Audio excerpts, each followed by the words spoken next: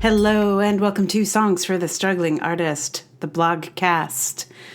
And today's episode is number 102. So, yeah.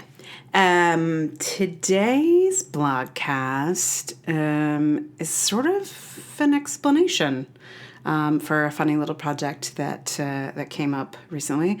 I'm not sure. Funny little project is actually not a great way to describe it. A surprise project that came up all of a sudden. Anyway, this is an explanation of it and lullabies. So here it is. Why I'm thinking about lullabies so much. There was news of a juvenile detention center where horrific abuses of immigrant children had happened. It's happening in many places, but this one was in a town 20 minutes from where I grew up. It was in the same town that my play, about a community in the midst of an immigration clampdown, might have been produced had I made it out of the finals.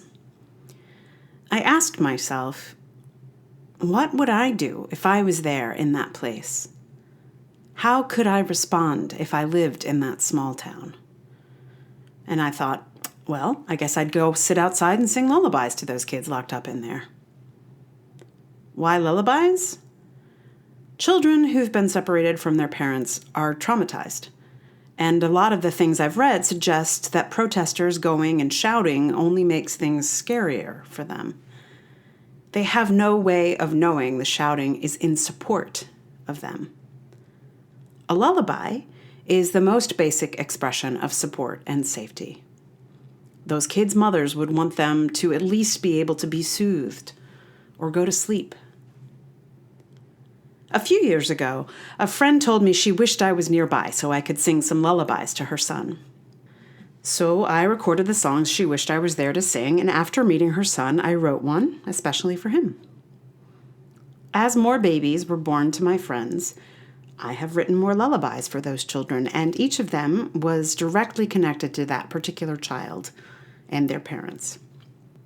A good lullaby can speak directly to the unique bond between parents and children as they go through the rituals of going to sleep. I thought, maybe I could learn a lullaby or two in Spanish, add it to the repertoire, and have it at the ready should I ever need to go sing outside a detention center. I wondered what a separated family would want to hear or would want to sing. And then a song just floated by, and I caught it.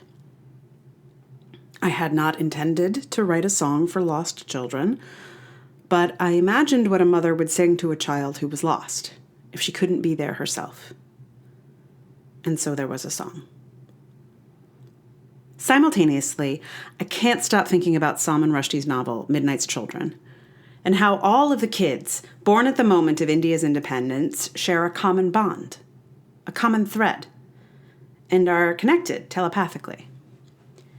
I thought, these separated children are like that, torn from their families in the same awful time, and all the experts say that reuniting them with their families will be next to impossible.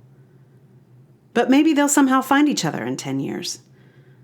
And that is, children will find other likewise traumatized children, and there will be a powerful uprising of spirit.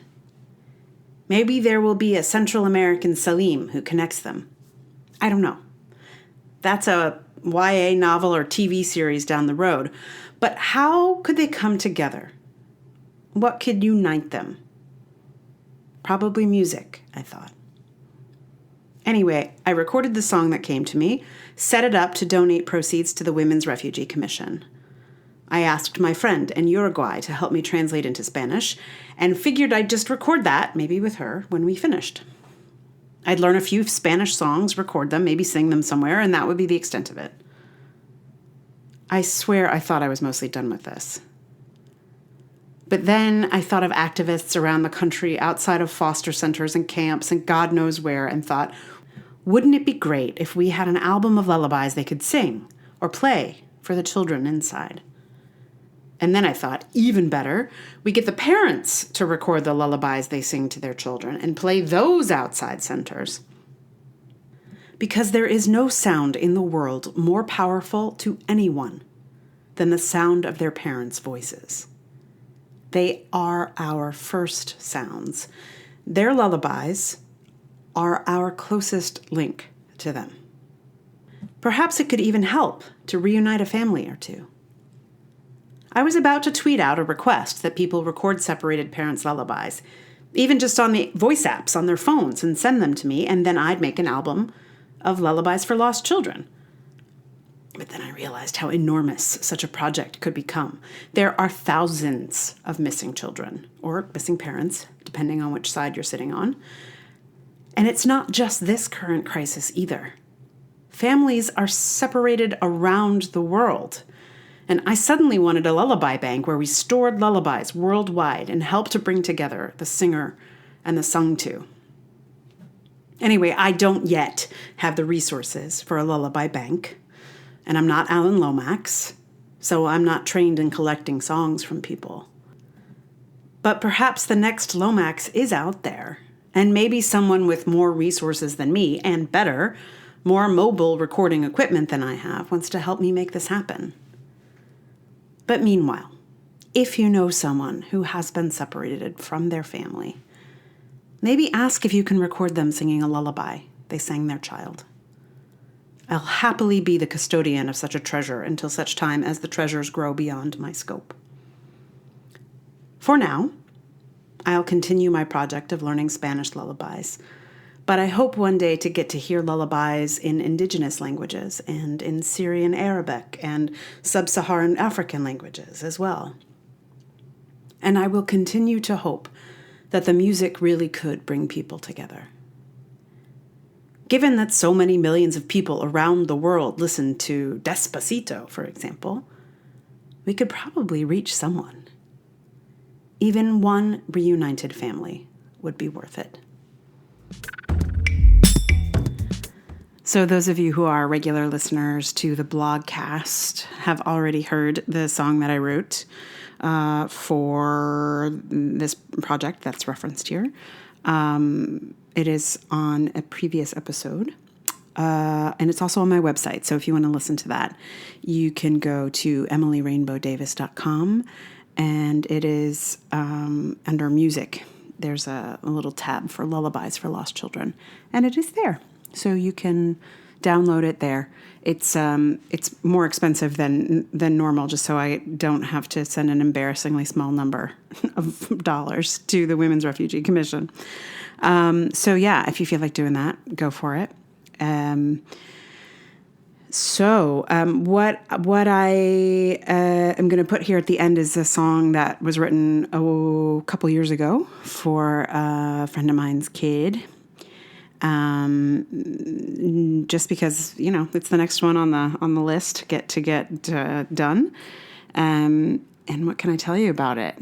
The kid's name is Oscar, as you will hear. Yeah, I don't know. There's not much to say. You'll probably get a sense of this baby. He was very much a baby when this song was written. He is not so much a baby anymore.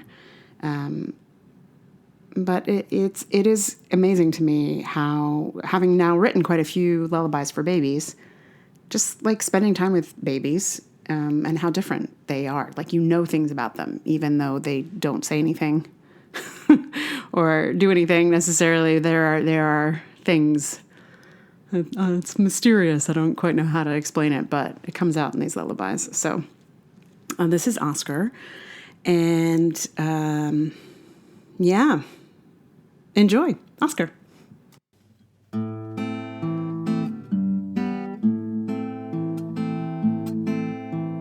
What is troubling you? I don't know. You can't tell me yet, but I can guess though. Is it your tummy that tilts and tumbles? Is it the passing truck that shakes and rumbles? Is it wind or is it sun? Or maybe you're just hungry. Oscar, Oscar, Oscar, are you sleepy? Oscar, Oscar, sleep feels good and easy. What just made you laugh? I don't know. You can't can't tell me yet, but I can guess though. Was it the face I made that seemed so funny? Is it because you're like a chunky bunny? Are you ticklish? Do you feel something new to feel? Oscar, Oscar, Oscar, are you sleepy? Oscar, Oscar, sleep feels good and easy. What do you desire? I don't know. You can't tell me yet, but I can guess though. Is it the pacifier or a bottle? Is it the blanket or a little cuddle? Is it food or is it toys? Let me know, sweet boy. Oscar, Oscar, Oscar, are you sleepy? Oscar, Oscar, sleep feels good and easy. Sleep feels good. Sleep feels good. Sleep feels